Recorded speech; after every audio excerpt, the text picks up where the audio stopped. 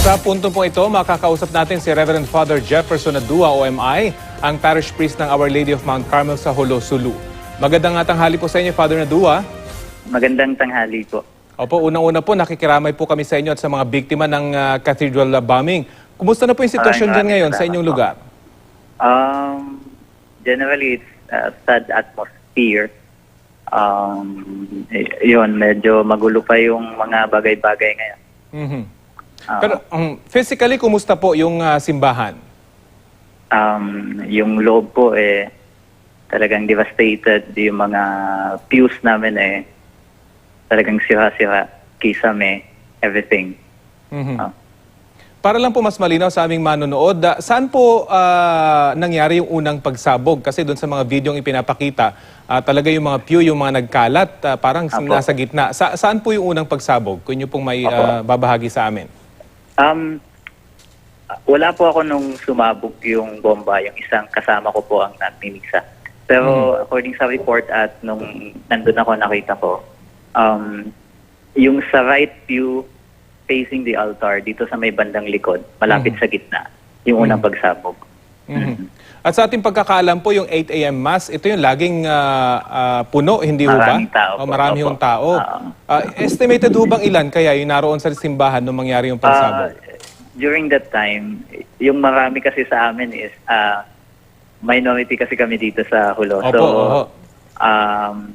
yung second mass, nasa around 100 to 120 yung nagmamass. Yung mass goers. Okay.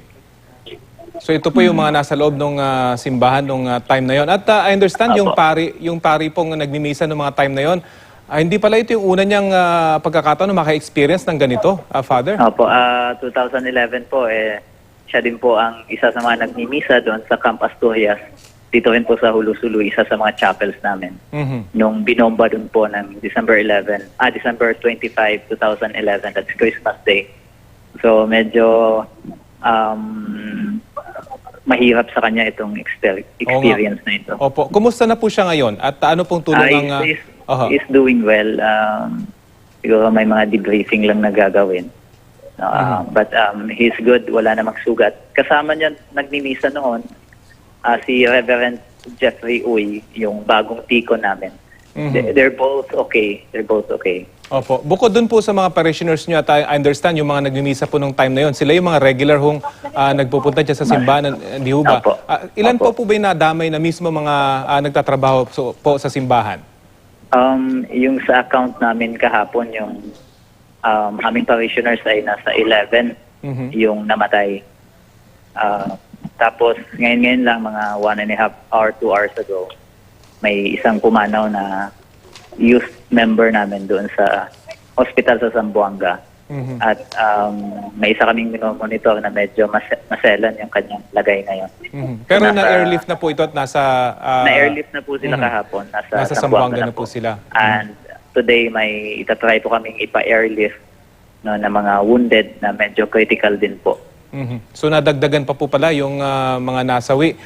Well, hindi po ito unang pagkakataon na tinarget po yung cathedral dyan sa Sulu, pero ito yung unang pagkakataon na sa loob mismo inilagay yung bomba, hindi ba, Father? Opo. Maraming beses na kaming naharas. Mostly grenade thrown harassment, grenade. And one incident, binaril yung aming maintenance. Siguro mga 7 or 8 times na rin siguro naharas yan to grenade. Pero so far, ito yung worst.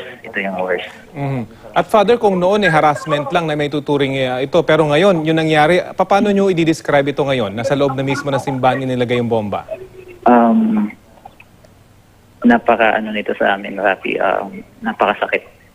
Kasi minority kami dito. Opo. At saka, ito yung Sunday na hindi lang worship para sa mga Katoliko. This is our way of bonding, getting together kapag Sunday. Dito yung mga meetings namin, bondings namin. Isang family kami dito. Oo nga po. Yun, masakit sa amin. Masakit. Alam po natin na, yun nga, may nabanggit nyo na minority kayo dyan sa Holo-Sulu, pero alam din po natin na maraming mga Muslim na sumusuporta kahit papaano dyan po sa yung simbahan. mga- Ano pong reaksyon ng mga taga-Holo dyan sa nangyari ngayon? Yung mga nasawi po, mga wounded, may mga family members na Muslim, may mga kaibigan na Muslim. Mhm. Pero sa ganitong panahon, hindi lang Christian community yung affected. Mhm. Hindi lang Christian community yung nag-respond. No, ang daming agency, Muslim and Christian alike. Mhm. This is an incident for the Tausug people. No, Opo. hindi lang ito para sa it's about the struggle of Hulu. It's about the struggle of Tausug people, no, to achieve peace. No, kaya malaking dagok ito, hindi lang para sa Katoliko, hindi lang para sa aming Christian community, Mhm. kundi bilang Tausug ginahawag, no, yung mga tao rito, yung mga local. Mahalaga po yung binabanggit nyo at kahit na yung simbahang Katoliko yung tinarget, ang sinasabi po ninyo ay hindi ito about religion, Father. Opo. Yes. Opo, hindi po ito about religion. Mhm. Bago po yung pambobombay, may natanggap na ho ba kayong threat or nakakita ng kadudadudang tao sa paligid ng simbahan? I understand, meron po kayong CCTV dyan po sa simbahan. Hindi na po active yung CCTV namin. Okay. Oo. Pero yung nasa paligid po. Yung ibang establishments, yung may kuha nung ano na yon. Okay. Tapos, we have been having threats. No? Actually, ano naman yun sa amin eh. Halos normal na po sa inyo. Given na yun sa Opo. amin. No? Pero wala tayong ma-blame. All measures have been done. Siguro na-exhaust na lahat ng paraan para ma-secure, no? Lahat ng activities, lahat ng ginagawa namin doon. Oo nga po, sa ilang beses ko pong pagpunta dyan, alam ko may mga nakaposte po talaga mga sundalo dyan po sa may harapan ng simbahan. Opo. 24/7 po yun. Mhm. At sila po yung isa sa mga nadama, hindi ho ba, Father? Opo. Isa sila sa mga lima yung mga nadamay actually na tropa natin. Members ng 35th IB na siyang nagmaman noong cathedral at members ng 41st IB na nag-respond lang habang namamalengke at sila din nagpo-provide sa amin ng yung 41st IB ng aming mga security escort. Mhm. Alam po natin, itong mga ganitong insidente ay, terorismo at ang aim nila ay mag-terrorize, manakot. Ano ho mensahe nyo sa mga taga-Holo matapos po itong mangyari dyan sa inyong simbahan? Kahit na aminin namin may takot, no? Lalong-lalo doon sa mga biktima, no? Lalong-lalo doon sa mga namatayan. No? Pero this is a call also for us to be united, Mhm. no? As a people. Christian, Muslim alike, to be one and to be vigilant at siguro to cry out for justice, no, lalong-lalo na sa ganitong pagkakataon. Pagkaisa manalangin, no, para sa kaligtasan ng lahat. Mhm. Hingi lang po kami ng konting detalye, Father, if you may, kung meron lang po kayo nalalaman. Gusto lang namin po kasing ipis yung insidente. Nabanggit nyo kanina kasi yung unang pagsabog sa gitna ng simbahan. Gaano po kaya katagal bago sumabog yung pangalawa at nasaan po nakalagay yung pangalawang bomba? Yun po ang hindi ko alam kung gaano katagal. Pero yung pangalawang bomba ay sumabog doon sa mismong doorstep sa entrance ng cathedral. Sa labas po? Mhm. Opo. So- Medyo labas na siya. At yun po yung devastating na mas talagang mapaminsala na bomba. So mas malakas po yung pangalawang pagsabog? Mas marami pong casualties yung pangalawang pagsabog. Oho. Sa atin pong karanasan kasi, ganito yung mga estilo sa mga pagbobomba sa ibang bansa. Yung pangalawang pagsabog is meant, oo. Textbook bombing nga po eh. Oo nga po, oho. Parang gano'n, no?